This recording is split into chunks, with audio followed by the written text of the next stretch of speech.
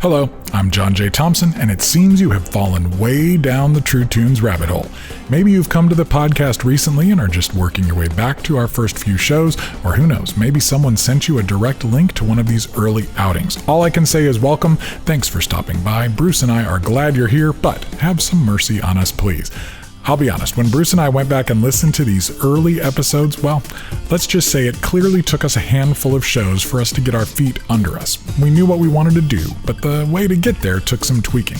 But the interviews are still valuable, and it's probably worthwhile to have these available as documents of our evolution, so we've trimmed them up a bit, tried to keep them timely, and inserted these little disclaimer introductions to each one. You might still hear a few dated references, some wonky edits, and some rough fades, so have some mercy on us as you dig these earliest episodes out of cold storage and enjoy.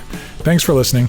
Oh, and if somehow this is your first exposure to our show, please check out any of our more recent episodes for a more accurate representation. Okay, Bruce, roll it. I sincerely hope that this record will help to give you the knowledge and self-confidence you should have. Practice hard.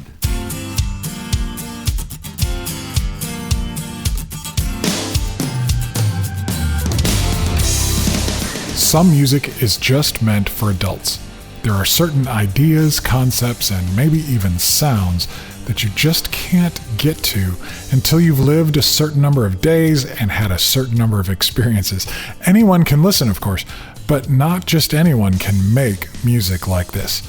There's also often a different sound that comes from artists who have been making music together for a long time. They're done chasing hits or worrying about trends. Like the musical equivalent of lovers who can finish each other's sentences, these artists just seem to hit a different frequency than their young, striving counterparts. It's a rare and special thing.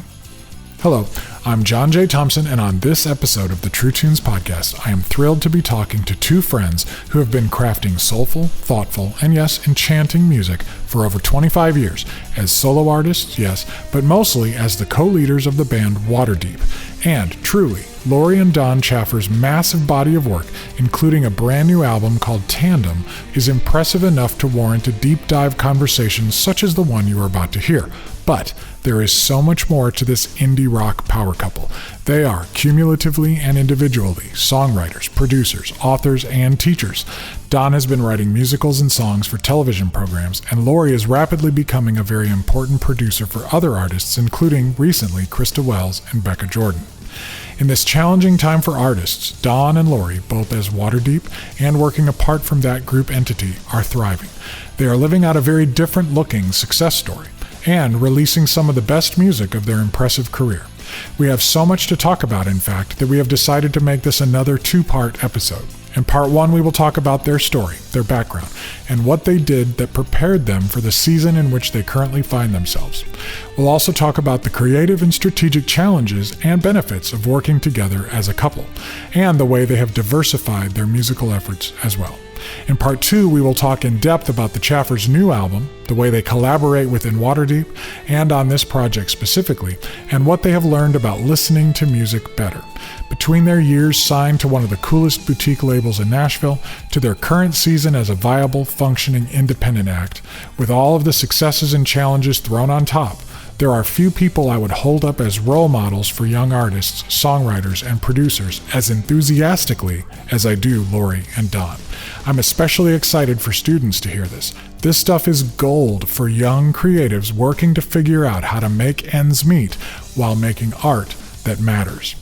And speaking of gold, a bit later we'll crank up the jukebox with a look at a trilogy of albums released by Buddy and Julie Miller, a quintessential musical power couple who have redefined a genre and become the definition of heart, soul, grace, and artistic integrity for thousands. But first, we've got a lot to talk about here with Lori and Don, so let's get going.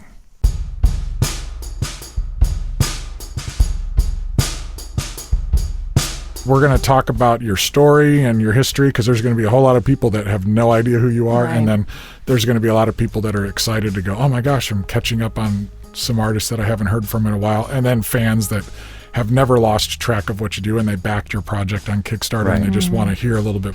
We're going to try to touch on all that kind of stuff. So first, I remember a guy coming up to me at Cornerstone sometime in the mid-90s and saying, there's this kid in Kansas City, Don Chaffer, you got to listen to this. And he hands me a cassette just full of songs that you had done. He was the owner of a coffee house. Oh, Sheldon. Sheldon. That's right. Yeah. That sounds And so I take that tape and I put it in my bag or whatever. But then on that 4-hour drive home from Cornerstone, I've got a box full of music to listen to. And one of them I pop in is that tape. And it's just you and a guitar probably, or maybe a small ensemble, but it's just song after song after song. And so we ended up selling your indie music at True Tunes. I think before it was even Waterdeep, it was... That makes sense, yeah. So tell me about your journey and what led, like what you were doing as a young person and kind of what inspired you to start doing music and what was in the soup that kind of, the primordial ooze that led you into evolving as an artist first. I was in choir as a kid. It was a community choir that toured Japan, Taiwan, Hong Kong, the Philippines, Mexico, Costa Rica. Wow. So, and then back to Japan a second time with a different choir. This was all in St. Louis area. And then I also played cello starting in the 4th grade. And then by the time I got to somewhere middle high school, I learned to play guitar. Like I did that because we'd had like in this little Presbyterian youth group, we had this one woman come join us for a ski trip. She played worship songs on a guitar. I was like, this is awesome. I could learn how to do this. And then very quickly into it, I figured out you could put chords together and write songs as well. Somewhere in there, I discovered Bob Dylan, and then kind of the die was cast, as it were, because I was off in that direction. And then I would also say that a key influence was the Indigo Girls, because I had friends of mine. By this point, I lived in Kansas City. They sent me a cassette of the Indigo Girls self-titled record, and it was this feeling like, before then, I was Dylan, the Beatles, and Paul Simon were my big three, and still are. And I thought, I was just born in the wrong decade. And when I heard the Indigo Girls, I thought, maybe there's space for this, you know. Yeah, hope for you yet. As it turns out, it feels like it was like a cultural head fake that lured me in. I'm happy to have been lured in, you know.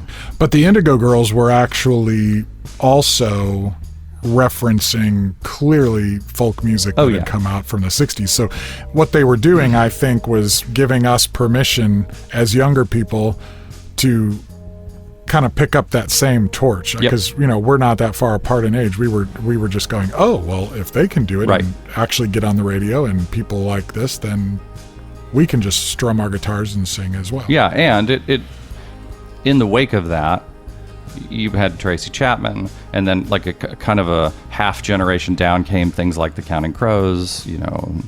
There was a whole rootsy movement, you know. I mean, I think the 90s were actually defined by that to a large degree, by that kind of like callback to roots. Mm-hmm. In a weird way, I think grunge was too, right? Like it was harkening back to, I think, early punk, but with sort of bigger hooks. Well, it was Neil Young. I mean, Neil Young was doing the same thing in the 70s, because he was the folk artist who was then identifying those roots of rock and roll, but stripping it all out. So I don't think there's punk rock without Neil Young, and I don't think there's grunge without Neil Young. And that's why Rockin' in the Free World becomes the anthem of grunge, and that's a Neil Young song. So, and the DNA of folk and grunge, it's the same thing with just different instruments, really. Yeah, totally. You know, so my son had heard somewhere, our son Miles is 16 and our daughter Ruby's 13, about to be 14 here in a few days. That he was saying somewhere that he heard that Like a Rolling Stone was the first punk song, which I thought was an interesting. Oh yeah, that's cool. So then in college at the University of Kansas, I was in a little folk trio. Lori was in a little folk trio, and then I ended up recording on some stuff that she was doing with her kind of folk trio collaborator, but he took off for Indonesia, and then we wound up forming a band in college called Hey Ruth. And so my first cassette, her first cassette, and then the band's first 2 cassettes are all kind of like jumbled together on this 2-disc thing that we still have kicking around called Old Stuff. So I would bet that what you were hearing was some of that. On the other hand, right after that, I did a solo record called You Were at the Time for Love. And that would have been 94, 95. Right. And then formed a band to kind of support those songs because they were more fully fleshed out. And then that was Waterdeep, and then Chase Away the Birds came out in 95, I think. And Lori sang, though, on a couple of those songs. And then in short, we get married after that in 96, and then she joins the band. And so, but I would argue that races at that point. Off to the races. Yeah. But I think, I guess I've never thought about this. I guess you didn't sing or play on my first cassette, but otherwise we've always played or sung on That's true. everything either of us have done. So Sweet River Road, all over me. Sweet River Road, all over me.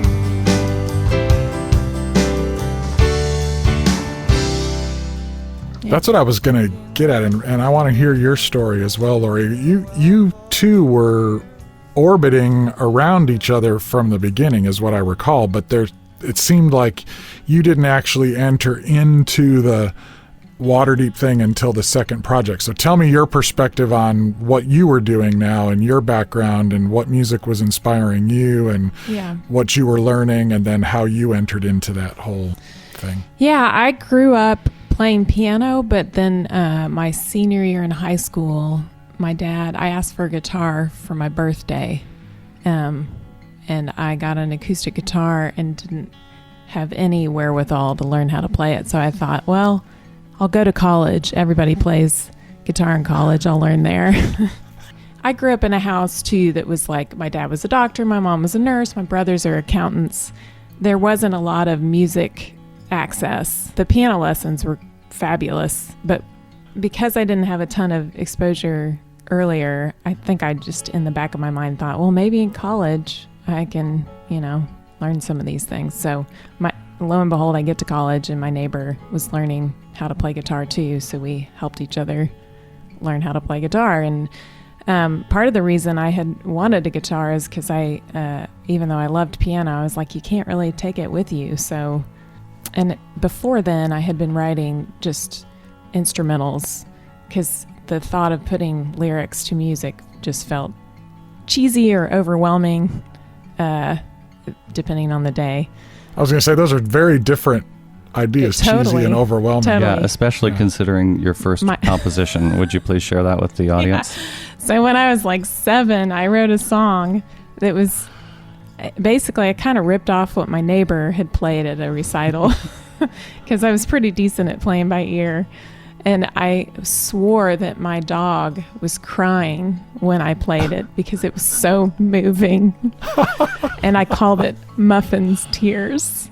So, oh my God. Isn't that the greatest cutest first song anybody's ever written? Muffin's Tears. Fantastic.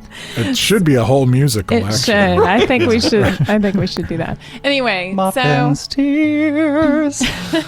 So the guitar opened up lyric writing for me. Like I felt like, oh, this feels more natural. I sing better when I play guitar than when I play piano. And then I started playing with other people and was in this trio. And then that's where I met Don, and we crossed paths a lot back then. Actually, the very first show I ever played in which I sang a lead was at a mall. And I remember being so nervous that when I sang, it was like, your hope is round. So it was something else. You guys have an interesting chemistry. It's atypical in a really cool way. Because, Lori, you've got this very muscular... I remember the first time I saw you play at Cornerstone, you got out there and just rocked. Like, you had a serious swagger to how you played. And it definitely went against type for the Lilith Fair kind of female singer-songwriter thing. So what inspired that? Like, where did you get the swagger, you think? That's really interesting. I've never heard that. Inner rage. Just frustration with Don? Yeah, there might be some of that. Yeah. I mean, I will say I did grow up on Southern rock. I grew up in Southwest Missouri. I grew up with all boys and men. Like, there were no females in my near vicinity On a farm. on a farm. So some of that I think was just a lot of masculinity rubbed off on me. And maybe that's not the best way to put that. Yeah, I just grew up around a lot of guys, so maybe that played in. But also I did love rock and roll. Like I grew up listening to a lot of Queen and a lot of Skynyrd and I guess Boston wouldn't really be considered. Well, Def Leppard and all that stuff. So Right. But who would you say in. your primary influences are? My early influences, well, I don't. More like later is what I'm talking about. Well, later it was like David Bowie and, U2, which wasn't. Right. Sinead Oh yeah. was a huge, I like huge that influence. You're like, Oh man, well Sinead. yeah, she goes against type. Exactly. Yeah, She was And definitely also one of- Linda Ronstadt was a little earlier, Oh, she which was I one of always my feel very like first Linda Ronstadt, if she influences. pulls the throttle out, it's like, you're going to Oh, yeah. catch one in the face. Yeah, That's right. That's you know? true. So, Right. I always liked that kind of like Chrissy Hine. Oh yeah. Yeah. I just liked all those kind of Pat Benatar. yeah. Where there's rain, there's drought. So I'll confess my doubt. Where there's threshing of the fields, something's bound to give.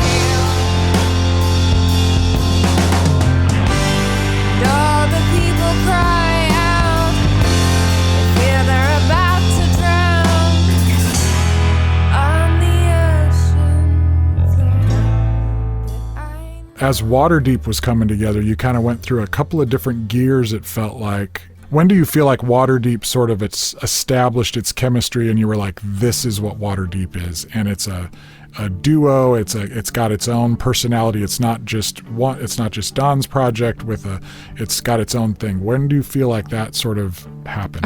Our last album. Yeah, I'm right. just kidding. It's been my project until last year. What would you say? I mean, I feel like part of the thing with Waterdeep has always been a struggle of figuring that exact thing out. Because the very first record we did together, Sink or Swim, I was going to do a solo album, and Don was like, well, let's do a record together and we can just take turns doing songs. And there was a long time where I was kind of mad about that because I wanted to do my own project. And I feel like over the years, there were moments where I was like, I just want to do my own thing. And yet at the same time, I knew what we were doing together was really enjoyable and felt really good. And so I think it was a bit of a struggle to figure that out for a long time. And then you add in kind of the Christian subculture that was underneath it all and where we were in that whole realm. It just complicated things a lot. We And had lots of, discussions about those things. We've always been fantastic arguers as a married couple. But also, I would say not just the Christian subculture in general, but specifically the misogyny that you encounter in that world, I think was a major Oh yeah, huge. component. I will say my answer to that question would have been sink or swim. And it's funny. I knew that you felt that way about sink or I swim. mean, I ultimately feel that way, that Sink Yeah. or Swim was the beginning of yeah. feeling that. And I guess maybe part of what I would say, especially in light of your answer, which is a good thing you went first, is would have had me looking like a heel, is that it did bottle some of the sparks too, I think, between our two different approaches. I mean, I feel like I feel like she was pulling the reins back on me almost all the time throughout our career until maybe the last couple records. But What do you mean by that, pulling the reins back? well, I just think I pulled together a band of like these fantastic players that could play 172 notes per minute, right? And not usually did, but I mean, they did that. It's not fair to say that because they all had remarkable were taste, and incredible, from yeah. the beginning, I think there was actually really tasteful stuff done. But I guess what I'm saying is the capacity for ornamenting songs was high, and I remember on Go, on Sink or Swim, how you just kept going, no, I just want doom, doom, gah. That's all I want. And Brandon, don't play anything else. And Brandon was like, what if I do this? And I was like, ooh, that's good, you know. And Lori's like, no, can we just do doom, doom? You know, like, so. Anyway. But I was also really fussy. Sure. So, but yeah. I guess what I'm saying, there's nothing wrong with wanting that. And Yeah. I think you were just, especially in the jam band kind of mode that we were in, she was a little bit of a fish out of the water. Yeah. It took me a while to jump into the jam band thing. I resisted it for a while. And then when I finally caught on to what I just had not grown up listening to it, didn't understand it. It felt really indulgent at times and boring. It was. Yeah. It was. Yeah. You were and right. sometimes it was just straight up boring. I'm done with the song. Can we stop playing it, you know? I've still got a lot more guitar solo to go on that one, though. Right. And since I wasn't really playing solos, I guess, you know. But then there was a turning point where I really embraced being a rhythm guitarist, and I loved it. And that's kind of when it became super enjoyable for me, and figuring out the nuances of fitting in with the kick and the bass and just the rhythm section. Then I really, really loved it. So, but it was a struggle at first. It took me a little minute.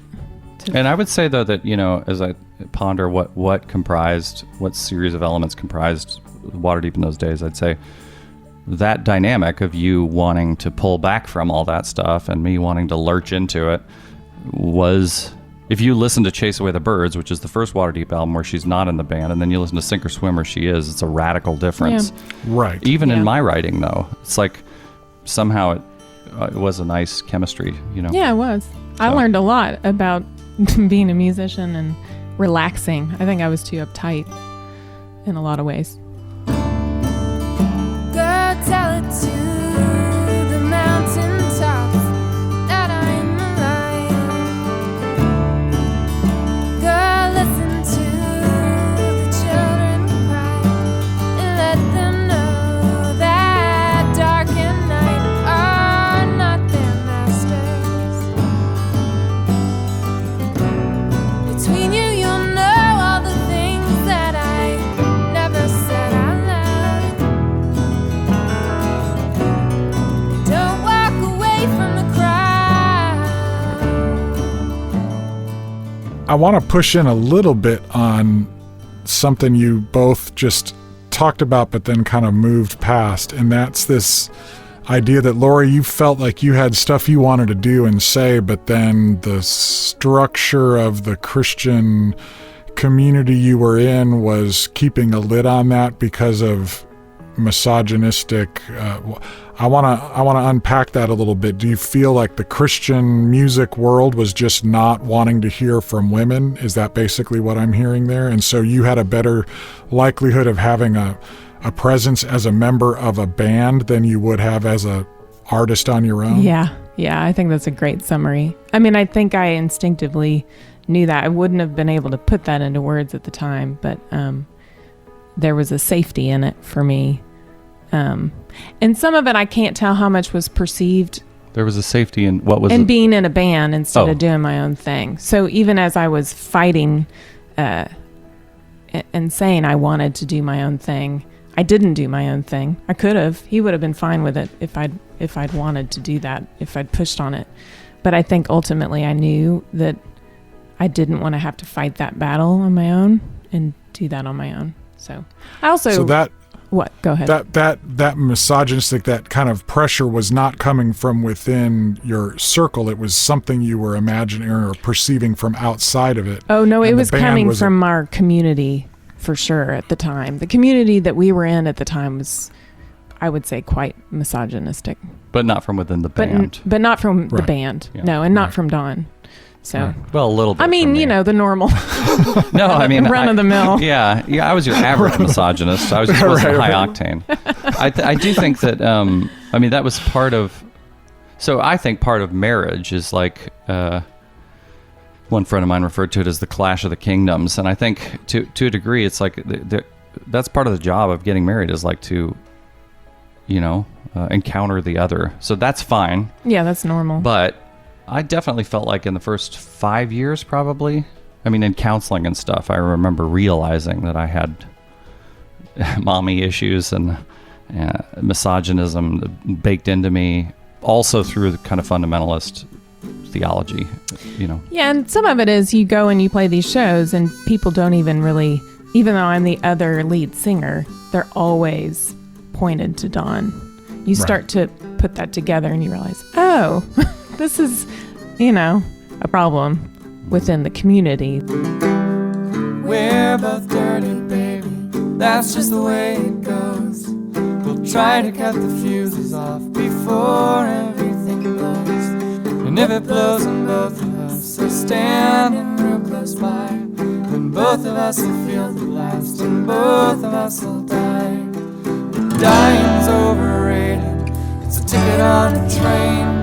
And as long as I can hold her hand, I'll know that I'm still sane. And maybe I'm an idiot for thinking that that's true, but I believe that Jesus knew what he was doing when he gave me you.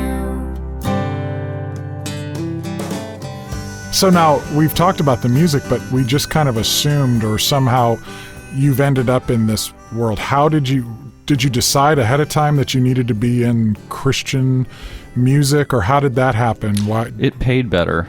Oh, I mean, ultimately, I think that's a little bit cynical. It did pay better, and that was not nothing, because we did have a 5-piece band, and it was like, oh, this seems like an economic model that will work, right? I don't think I was that calculated. You weren't. I wouldn't have even said, for sure, wouldn't have said economic model, but I would have said, oh, we could maybe make this thing work. We could tour full time at these prices. You know what I mean? And by meaning prices, like youth groups could pay more than bars could.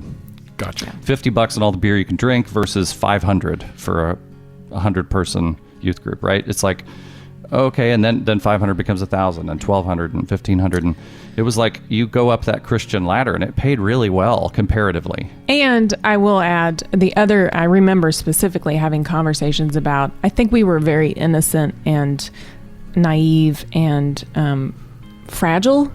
I remember we would have debates, should we play more bars?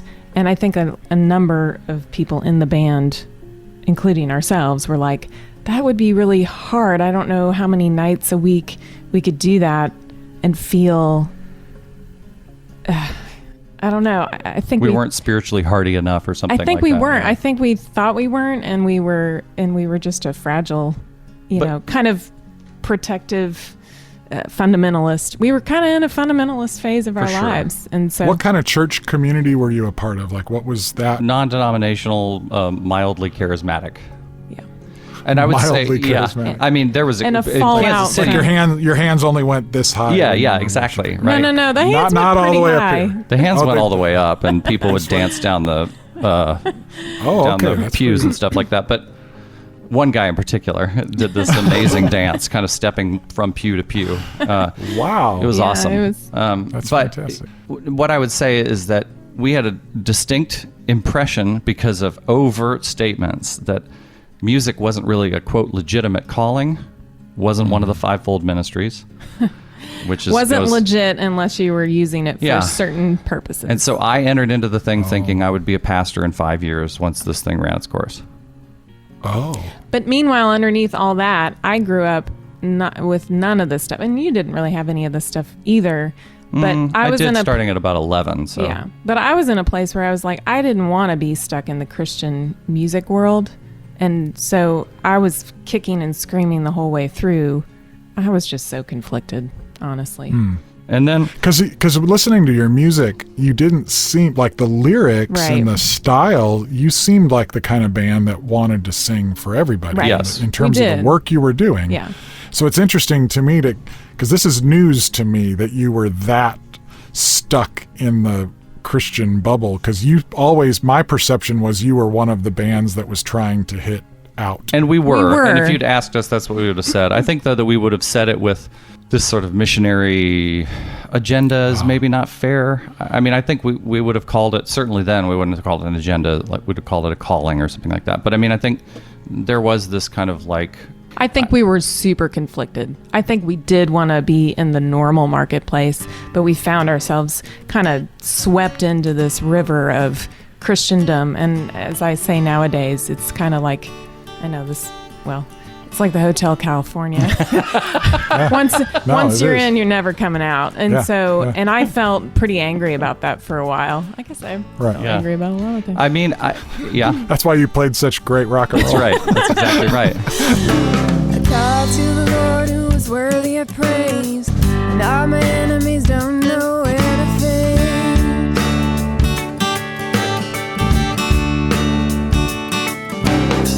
The cords of death have entangled my feet. I cry to you, and from your temple you heard me and rescued me.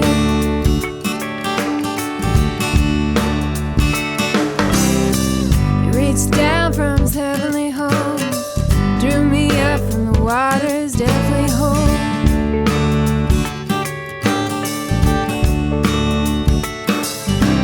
He shot his arrows and he scattered my foes. With bolts of lightning they all became exposed.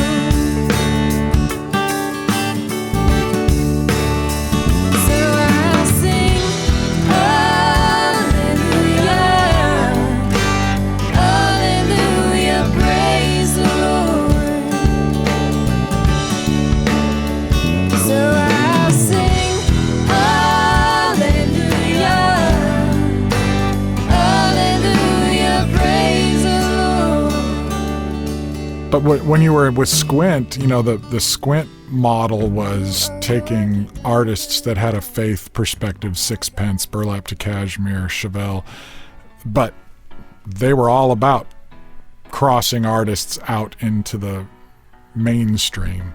So were you at that point having more of an agenda of, like, a little bit later in the career, were you a little bit more competent and comfortable with the idea of playing in the mainstream? So at the very beginning, she's describing the not wanting to play in bars thing, but that became like an open agenda to try to do even before Squint. I mean, it was just like in the early days where we were Conflicted. conflicted about whether we could handle it or something like that. But because I would say we got over that by, I don't know, a couple years into it. And then the funny thing about Squint is, I think, I mean, Steve said this to us, Steve Taylor, who was the label head, that Waterdeep, I thought, oh, this is great. This is the best label to kind of like work our way toward the mainstream. And then he said, we thought that. And then he said something about that Waterdeep was going to be their sort of Christian, successful Christian band. It was like, what? Yeah, so we signed thinking, hey, it's our opportunity to cross over. And then they did kind of seem to place us in a... I think, honestly, though, Steve could see in us like I said, the naivete, the fragility. Fragile spirit. And I think he figured it out after he signed us. I'd love to ask him this question, actually, because he's a great friend. Maybe I will. I think maybe he realized, oh, that's not gonna maybe work. I can't send them to do an interview with Rolling Stone or whatever, and they're gonna say secular music's bad. Yeah, right.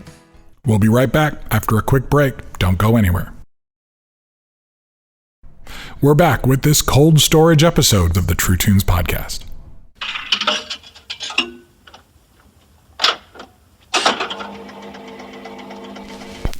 Some are pushing hard, some are holding back. You know it's a shame the way some people act. The president said we shall overcome, but you gotta keep pushing on until the work is done. It's been a change, yeah, it's been a change. It's been a change, this whole world been a change. When you start thinking about adult music made by power couples, it's kind of hard not to think about Buddy and Julie Miller. They have each made indelible contributions as solo artists, of course, and as a duo they have released 3 amazing projects and several recent singles. That nickel we dropped into the jukebox must have been valuable because it's serving up an overview of all 3 Buddy and Julie Miller albums for us this time on the Jukebox. Buddy released 3 critically acclaimed solo albums in the mid and late 90s, and Julie, after releasing a handful of records for the Christian market in the early 90s, had migrated to the indie Americana scene for 1997's Blue Pony and 1999's Broken Things, both of which earned her immediate attention from devotees of great songcraft, though not much commercial recognition. As Americana music, or alt country as some were calling it, etched itself into the musical landscape, the Millers were, to many, the genre's vanguard couple. In addition to their own records, Buddy played guitar for Steve Earle, Emmylou Harris, and others, and was increasingly in demand as a producer, while Julie's songs were getting cut by Harris and others. It don't matter where you bury me. I'll be home, I'll be free. It don't matter where I lay. All my tears washed away. Their schedule finally aligned for their first joint venture, the 2001 album simply entitled Buddy and Julie Miller. The album was a rare accomplishment in that it managed to include each artist's full presence without diminishing the other in the slightest. Buddy's guitar twanged and growled, their vocals belted, slithered, and howled. The songs, covers, and originals were selected perfectly. In fact, if it were possible, Buddy somehow sounded more like himself with Julie singing alongside him, which she had done from time to time on his solo records to be sure, but not like this. Their harmonies were more perfect than they were flawless. This music didn't need auto-tune. It was deeply and satisfyingly analog. Keep your distance. Keep your distance. When I feel you close to me, what can I do but fall? Keep your distance. Keep your distance. For with us, it must be on or none at all. Julie wrote more than half of the songs, with Buddy co-writing a few, and a couple of well-chosen covers by writers like Utah Phillips, Richard Thompson, and, Bob Dylan, rounding out the batch. They ranged from salty, I'll just call them sexy love songs like You Make My Heart Beat Too Fast, to sweetly mournful ballads like That's Just How She Cries. She is smiling, then she takes your hand, and with a kiss she lies. That's just how she cries.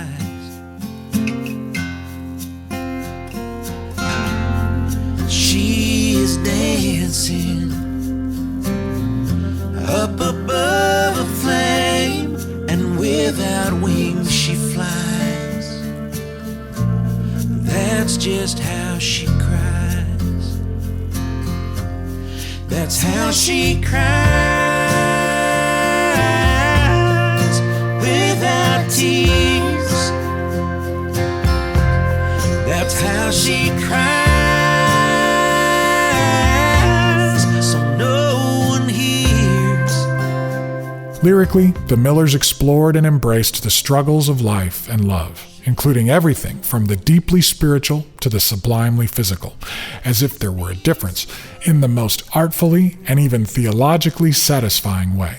Their hard-won, confident, and adult faith was beyond cliches and truisms, and instead of writing about it, they allowed it to inform everything else they wrote about, from character studies to existential wrestling matches to heartbreak.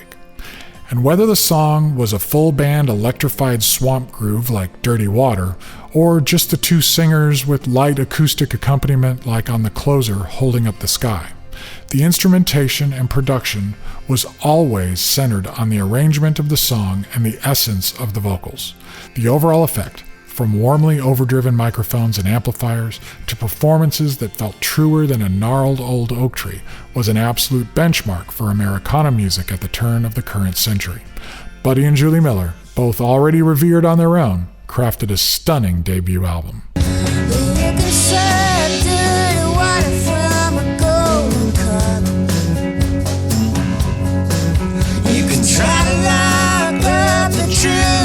the door won't shut. 'Cause the truth just keeps coming out like blood from a cut. It would be 8 years before they released their second collaborative project, Written in Chalk, in 2009. In the preceding decade, Buddy absolutely blew up as a producer and guitarist for other artists. Julie struggled with health problems, but continued to write incredible songs. Written in Chalk, again recorded in the Millers' home studio, was even more steeped in traditional sounds than the self-titled record. Their core band, which included Chris Donahue on bass and Jay Belleros on drums, was joined by Emmylou Harris, Patty Griffin, the McCrary sisters, and even Robert Plant on a particularly fun cover of Mel Tillis's What You Gonna Do, Leroy. She said, I'm going downtown to the grocery store. We got grits in the cupboard, we don't need no more. She got all dolled up and put her perfume on. It's 3 in the morning and that woman ain't home. I know why she told that grocery sack, but what you gonna do when you love a woman like that? Julie, who wrote 8 of the songs, once again shows her range as a composer, moving from blues to country to something in the realm of swing. She gets all saucy again with the playfully randy Gasoline and Matches, and then comes right into one of her most brilliant and devastating songs, Don't Say Goodbye. And the hole you left in me is so deep and it's so wide. If you look, I think you'll see. So right to the other side. Take the stars down that I wished on. Take the stars down from the sky. Take my heart and leave me here. But when you go, don't say goodbye. As amazing as Buddy is as a singer, guitarist, and songwriter and producer, there's a reason he keeps getting hired as a music supervisor for major television shows and films, and as a curator and band leader for historically significant live concerts. His awareness of musical history is simply stunning. He dug deep for the album's closer, Leon Payne's unbelievably poignant The Selfishness in Man, which he sang with his former boss, Emmylou Harris. Little children painting pictures of the birds and apple trees. Oh, I can't. The grown-up people have the faith of one of these, and to think those tiny fingers might become a killer's hands. Oh, there's nothing that stands out more than the selfishness in man. On balance, Written in Chalk was a bit darker and a bit more worn sounding than the debut, but it remains as inviting and relevant today as it did the day it was released. The professionals were here earlier. Okay. Can you chat around the ending? Okay. Well.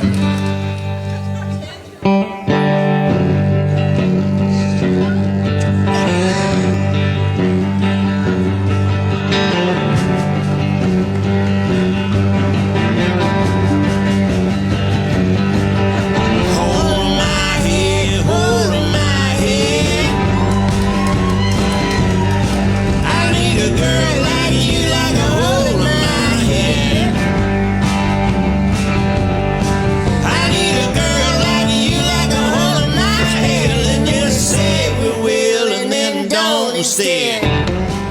And that brings us to the third in the trilogy, last year's album of the year, in my opinion, Breakdown on 20th Avenue South.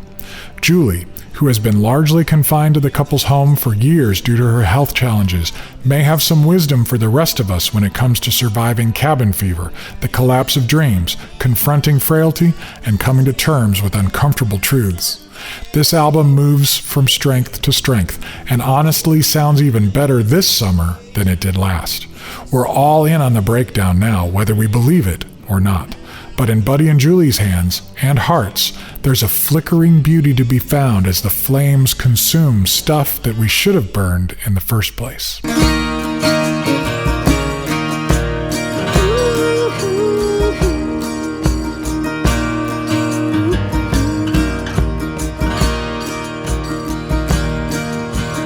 God summons them all to forge,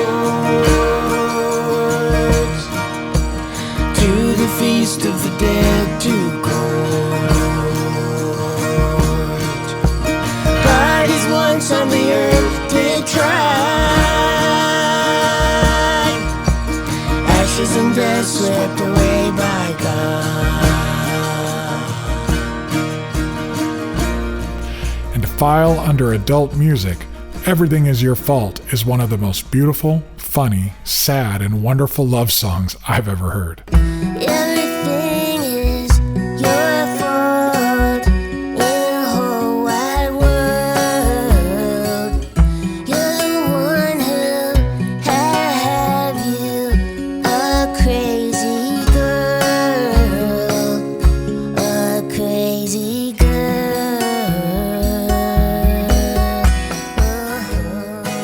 And I'm so glad they made room for another sexy tune. I'm Gonna Make You Love Me is seductive and hilarious and absolutely true on every level. It's a couple skate for people who have been together long enough to appreciate it. I'm gonna make you love me, and I'm gonna make it stick. I'm gonna make you love me when you had it, and I'll make you sick. I'm gonna make you love me, I'm gonna be sweet and kind. I'm gonna make you love me when I confuse you and you lose your mind. This time Julie wrote all of the songs, every last one of them. Not surprisingly, they are amazing. From barn burners like Spittin' on Fire to the dreamy Till the Stardust Comes Apart, Julie can shift from romance to prophetic urgency without the slightest hint of a cliche. Her hard-won faith is woven throughout her work like a golden thread, and she is not afraid to make social or even political statements when her heart moves her to. Whatever the lyric, whether it is sung by her or Buddy, comes through with grace and integrity. She etches her name alongside the great Americana songwriters, and with her husband, Julie Miller is an American treasure. Washington, Jefferson, Jackson, Franklin, copies of the Constitution on your shelves. Hang out in the halls of National Congress. Go home and lock up your slave yourselves. I'm trading you in Rosa Parks. Harriet Tubman is where it starts. Sojourner Truth and Susan Anthony. Give me somebody I can believe. Hey you, hey you, get off of my money. Hey you, get off of my money now. Buddy and Julie have also released a couple of scorching new singles this year that you have definitely heard prominently featured on our weekly Spotify mixtape. Let It Rain and Get Off of My Money are both socially and spiritually charged, taking the issue of racism head on. Another song, The Last Bridge You Will Cross, was written specifically for civil rights leader John Lewis upon his recent death. Buddy has long traced the sonic roots of the best American music back to gospel. He has celebrated those roots and often highlighted them, so this is nothing new. But this level of directness, well, desperate times call for desperate music. Go ahead, John. It's the last bridge you will ever have to cross. Jesus waits there on the other side. He saw how you paid the cost. So that's an extra long jukebox dive into music by the reigning power couple of Americana. Buddy and Julie are heroes of mine and have made music that, while you don't have to be an adult to listen to it, you can't be a kid and make stuff like this. And now, back to our conversation with Lori and Don Chaffer.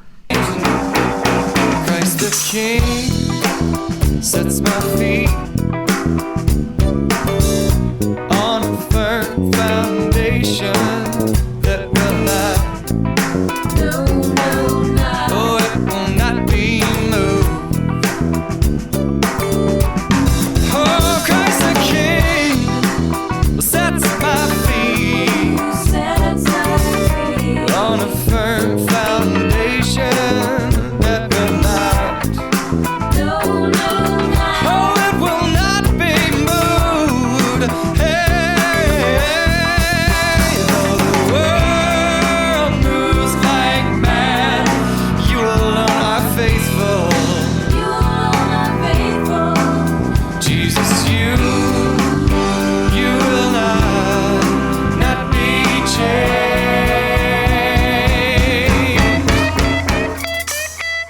So how has your vision for yourselves as musicians and artists in this way evolved since basically everything collapsed and you're still making music? You're still doing this as a pair, collaborating. How has it evolved since then? What I would say is a couple major plot points. In 2001, we played main stage at Cornerstone that's always around July 4th. July 27th, my mother died of leukemia. So she was already really sick. We weren't even sure we were going to go play, and she was like, please don't miss this, go, And that was a weird high point for me where I'm like, here's like a fulfilled dream at one level, but on the other hand, I'm just devastatingly sad. I could tell my mother's dying. So she dies 6 months later, 4 months later, my dad is diagnosed with oral cancer. We're living in Wichita at that point. We move in with my dad. We nurse him back to health through this crazy 16-hour surgery where they kind of like build a tongue out of like wrist tissue and other things for him because they had to remove most of his visible tongue. And then he was a lifelong alcoholic, got back into drinking. We finally confronted him about that, said, you got to get help or we're moving out. And he said he wouldn't, so we moved out, and then he took his life 3 months later. So that gets us to 2003. 2 weeks after he dies, we've just bought our first house. So, and then we find out we're pregnant. And then because my dad had been gone so much when I was a kid, it kind of reflexively said, well, then we're getting off the road. I didn't want to be gone. I didn't want to be on the road with a kid. So I had an inheritance from my dad. I plunged all of it into buying studio gear, built a studio, and started producing records. So that's 2003. That ran for, we still have a studio, and both of us produce records now. So that was the big sea change. And I would say also that getting off the road in 2003, I remember having conversations amongst ourselves and with our bandmates and everything. And the kind of metaphor that I used with regard to the whole Christian mainstream question was, it feels like we get down from the ladder having painted the house, and we stand back to see our work, and we're like, we had the ladder on the wrong house. That takes us to that point, and that's the point at which also then we were, right then, Squint's blowing up, like, they oust Steve, and then we get actually kind of mercifully dropped by them because there were other bands that got stuck, and then we started making independent music, and we've made a crap ton of records since then, but did that answer your question? Well, now I feel like you were kind of asking how does it look now, and I would say I feel like a farmer in some regards with art. Like, you just do the thing and you put it out there and you hope that you can just keep doing the thing. So I feel like what I do is I write songs and I make music. sometimes now I teach about it, and that's fun. That's been enjoyable to pour that into other people, and I've been producing more now, and so that's been great too, to work with. In particular, I think a lot of women have not worked with a lot of women producers, and so that's been an enjoyable way to give back and to lift people up, you know. But I do think there's a lot of the glory that is gone. Like, I don't feel the same way I felt when I was young, where it's like, when you're young, you just want to like make it big. Mm-hmm. And now I just am like, I'm happy to do the work and to keep making art. And, you know, if people buy it, that's wonderful. I hope they do, because I want to keep making art. But some of the expectation of it is not the same now. And even the aspiration, like I would almost say it like, you know, we both wanted to be huge, right? And then apart from the fact that there were all our own reasons for not being huge, right? It was like culture shifted in such a way as to say, oh, update, nobody's huge anymore. It's always funny when you go back in time. The strings won't tune and the words won't rhyme. And everything you thought you'd sent away, it shows back up and it's got something to say. You can look at the sights, you can touch and taste, but they focus the lights and the sets in place. They say take a deep breath and swallow your soul, and don't get cute, we all know your role. But even if it's only in my mind, I'm not gonna be that person this time. Even if it's only in my heart, this is not gonna tear me apart. 'Cause I don't care how familiar it feels. Time travel isn't real. This is now, and I am me. Music is consumed more than ever. Yep. It's just not purchased. Right. And so, and it's diffused because people are listening to sometimes a lot broader range of music, but in a lot of cases, they're going back and listening to the same old stuff that they've been listening to when they were 16. Mm-hmm. So it's harder to discover new stuff. It's a big problem because we've got millions of things that are available, and there's more music being released than ever before and fewer things being discovered.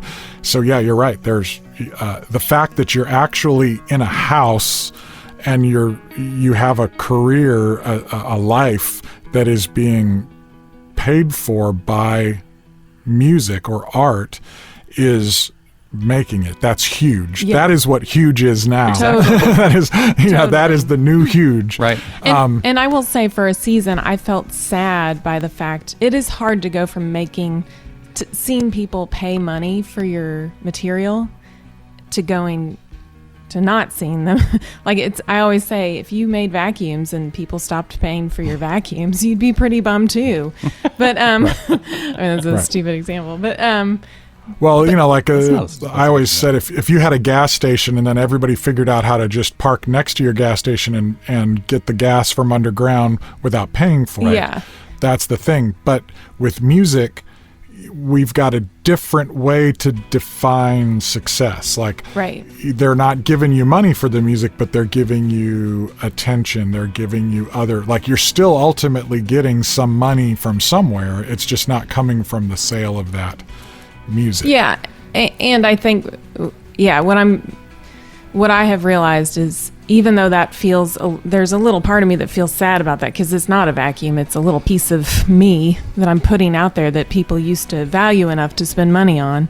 I have changed kind of my mentality about it and realized, or I could just go ahead and do whatever it takes to make a living and do that sort of on the side. I know that sounds weird because we are making a living making music, but we are doing a lot of other things. We're not making a living on Waterdeep, though. We're not. Yeah. We're not. We're making a living doing other kinds of writing and other kinds of...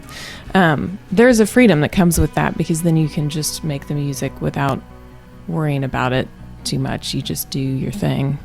And Right. But it's what in the industry used to be referred to as a vanity project, yeah. right? Which is Right. a painful name to say out loud. So, and But it's also I think the wrong term. It's because when you used to refer to a vanity project, that was when someone who had money would pay to put their own book out or pay to put their own record out that nobody cared Right. about. True. Right. The fact is, you just put out a Waterdeep record that's fantastic that people do care about. They're just going to consume it over the next several years, and you're going to get paid pennies for the streams. Yep. But people cared enough about it to back it on Kickstarter, Exactly. so it was paid for before it was done. And that's not Exactly. vanity. yeah, Yeah. you're right. That's- You're right. I mean, but if you had told me, hey, somewhere around 1,000 people will pool their money so you can make a record, how you feel about that? I would have said, so this is in the future when I'm equivalent to Bob Dylan, right? And I go, hey, I'm talking to my younger self. Hey, let's sit down for a minute. Do you want a cup of tea? How are you doing? Let me break this down for you. First of all, there's your parents. Anyway, sorry, that's my dark sense of humor.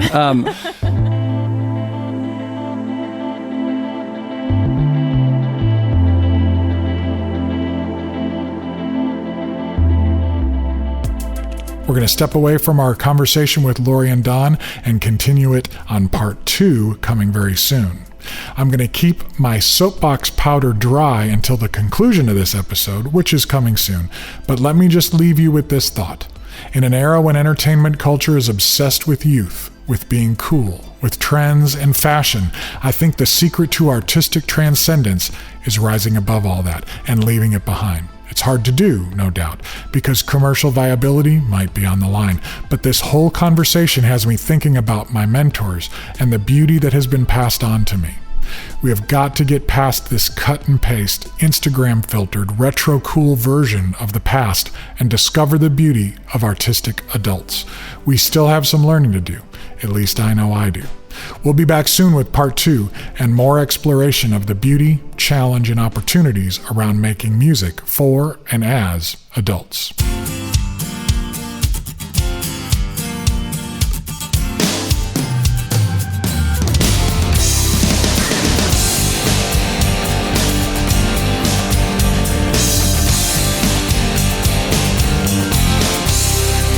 And that's going to do it for this episode. We'll be back with part 2 very shortly, so stay tuned. In fact, the best way to stay connected with us is to subscribe to the email list at truetunes.com and to like our page at True Tunes Now on Facebook. We'd also really appreciate it, and we think you would too, if you would find, listen, and follow our weekly Spotify Gallery Stage mixtape. I also want to thank all of the musicians that provided tracks for this show. Our theme song is a special instrumental mix of Phil Keaggy's Full Circle from the Keaggy and Rex Paul album Illumination. Thank you guys. And you can find a complete list of every song and clip posted on the show notes page for this episode at truetunes.com. The True Tunes podcast is written and produced by myself, John J. Thompson, and Bruce A. Brown, and is engineered and edited by Bruce. The contents are protected by U.S. copyright law and are the intellectual property of Gyroscope Productions, with the exception of songs or clips that are from previously copywritten materials. Everything on this episode is used by permission or under fair use provisions. This program is intended for the private use of our listening audience. Gyroscope Productions can be reached at truetunesmusic@gmail.com or P.O. Box 60401, Nashville, Tennessee 37206. Until next time, which will be soon, this is JJT saying stay tuned and stay true.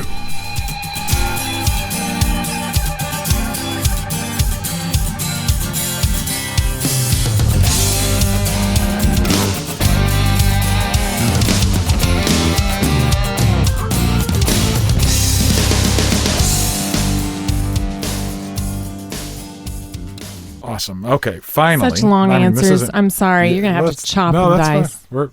That's Bruce's job.